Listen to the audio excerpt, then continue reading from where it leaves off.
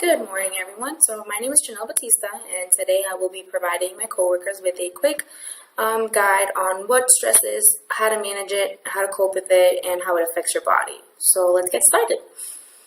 Stress is it's mainly a physical reaction. It is your body's way of responding to a kind of demand or threat, and it usually comes in three stages. So the three stages are alarm, resistance, and exhaustion. Alarm is usually what's commonly known as the fight or flight response. It is your immediate response to an immediate threat. Resistance is the phase that kicks in when the situation that alarmed us in the first place doesn't disappear. This is when we begin to recognize and interpret the stressful situation. So either we adapt or we try to cope with it. Exhaustion is the third step, and exhaustion happens when we stay in the resistance phase for too long. So the glands that actually produce the stress hormones become exhausted, along with the organs that have been stimulated or shut down by the hormones. This usually leaves us with a feeling of being depleted. As I mentioned, the fight or flight response is our body's immediate response to a potential threat. So a flood of stress hormones, including adrenaline and cortisol, are released by the nervous system, which provokes the body for emergency action. So your heart starts pounding faster, your muscles tighten, your blood pressure rises, your breath quickens, and your senses become sharper. These physical changes increase your strength and your stamina. They speed up your reaction time and enhance your focus, which prepares you to either fight or flee from whatever danger is at hand. There's also something called the tend and befriend response. So this is more commonly known among women. It's tend to be known as the first reaction that women have when it comes to a stressful situation. This refers to you protecting your offspring, so that would be the tending, and then seeking out a social group in order for mutual defense. So that's called befriending.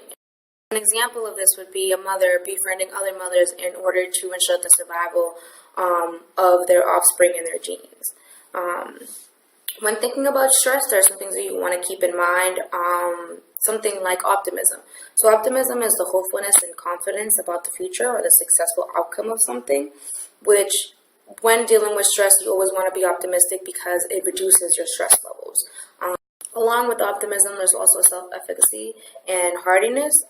Self-efficacy is one's belief in their ability to succeed in specific situations or being able to accomplish a task. Again, very similar to optimism, just want to always stay on the positive side to help reduce your stress levels. Hardiness is the ability to bear difficult conditions. So this is going to be very helpful when dealing with stress because it'll allow you to know how well you can deal with a situation so that you can be aware of what's too stressful to deal with and what's something that you'll be able to deal with no problem. Now, as I said, I will be telling you what stress is, how to cope with, but also the reactions and the effects that it has on your body. For example, stress can have a big effect on your heart, your nervous system, and hormones, just to kind of name a few. For your heart specifically, acute stress, which is stress that is momentarily or short term, causes an increase in heart rate, stronger contractions of the heart muscle with the stress hormones, adrenaline, non-adrenaline, and cortisol acting as messengers for these effects. In addition, the blood vessels that direct the blood to the large muscles and heart dilate, thereby they increase the amount of blood pumped to these parts of the body and elevating your blood pressure, which is also known as the fight or flight response. It also has a long-term effect, so chronic stress, long-term stress, can contribute to a long-term problems of the heart and blood vessels. The consistent and ongoing increase in heart rate and the elevated levels of stress hormones and blood pressure can really take a toll on the body. So this long-term ongoing stress can increase the risk for hypertension, heart attack, or stroke.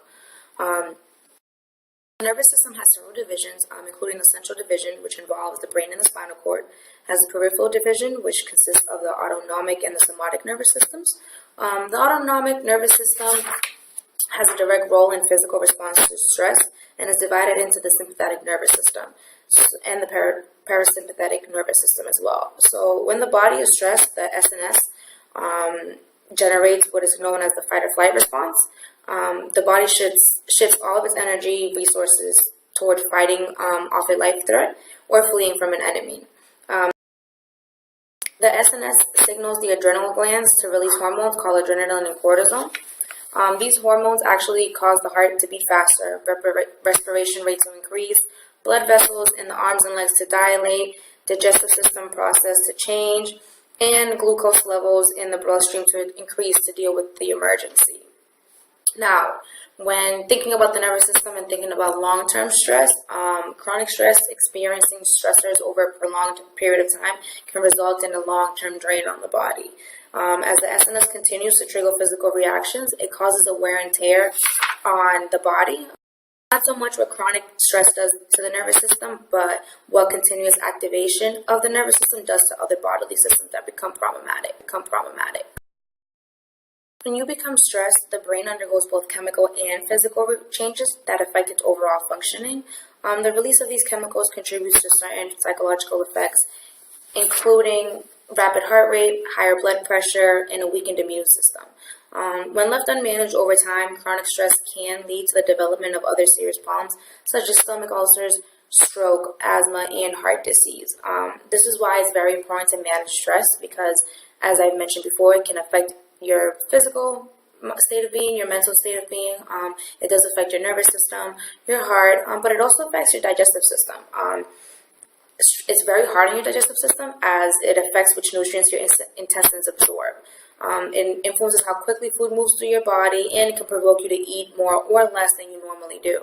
The disruption of your body's natural digestive system processes can cause nausea, pain, vomiting, heartburn, constipation, acid reflux, or diarrhea.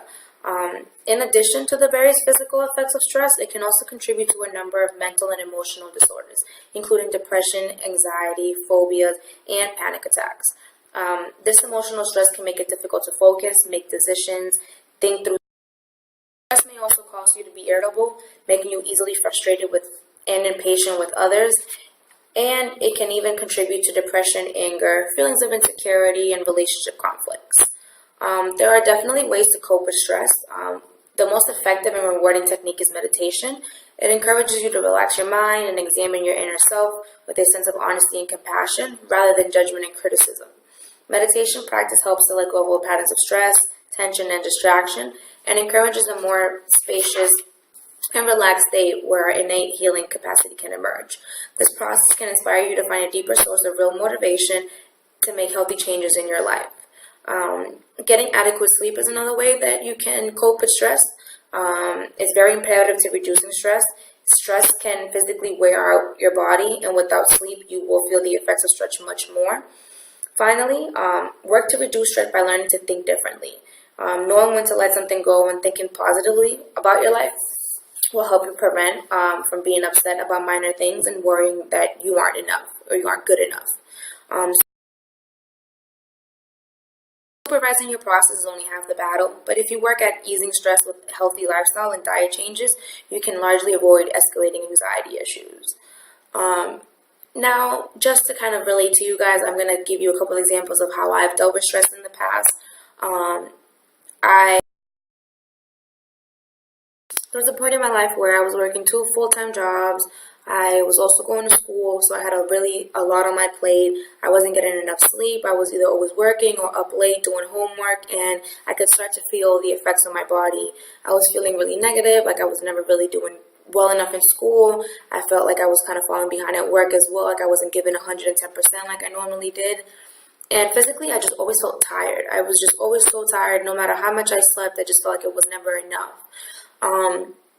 I got to the point where I realized that I couldn't continue on that way, and then I had to make a change. So I took one of my jobs and actually went down to part-time, so I was working less hours, and I tried to make healthier lifestyle changes. So I would try to be more active. I tried to walk more, use stairs instead of escalators, whenever time I had to be physical, that's when I would do it because that gave me more energy throughout the day and helped me feel less fatigued. I also started eating a bit healthier as well because I realized that when I was being active and when I was eating better, I felt better. Not only physically, but mentally as well, because I no longer felt that I no longer heard those thoughts in my head like, oh, you're not doing well enough, you're not good enough for this, you're not good enough for that. Just changing those little things helped me to become more positive, helped me to become healthier, and reduce my stress by a lot. You know, in a couple of months, I was feeling much better. I was doing better, and I felt better because of the changes that I've made. But, you know, we're human. We all make mistakes. Dealing with stress in a successful way may not always work out the way we want it to, because there have been situations where I've dealt with stress and they have not been successful. Going back to my first year of college, I was all alone. My first time away from home, you know, and it was really up to me to get everything done. Like, no one was telling me when to get up and go to class. No one was telling me when to eat, when to do this, when to do that. It was really overwhelming for someone at a young age. And I realized that I wasn't using my time effectively, so a lot of my work ended up piling up. So I would find myself at midnight at the library on a Thursday night trying to do all the homework that was due on Friday when I had all week to do it. And I wish I knew then what I knew now, because then I think I would have gone about the situation very differently. But instead, I gave up. I stopped going to class. I stopped doing my assignments, and I ended up flunking out of college my first year. It's something that I wish hadn't happened, but I definitely learned my lesson, and it hasn't happened since. But that was a time where I let my stress take over, where I let my stress define me instead of me defining it. And it affected me not just mentally, financially, but also physically, because I would avoid classes to just sleep all day. I felt really down on myself. I felt like a failure because here I was in college and I wasn't getting anything done. And to this day, I still have the debt to prove that I went to college, but not the credits. So it was definitely a very hard situation. But luckily, I was able to learn from it. And from learning from it, I was able to then deal with situations going forward in a successful manner. So now I know anything that gets thrown my way, I'm able to handle it. Even if it is stress, I know how to decide when too much is just too much, and when to just take a step back, when to cut some things out of my schedule, and just continuing those positive, continuing that like healthy lifestyle of like positive thoughts, you know, trying to eat as healthy as I can, and also just keeping active as much as I can has really helped me out in the end.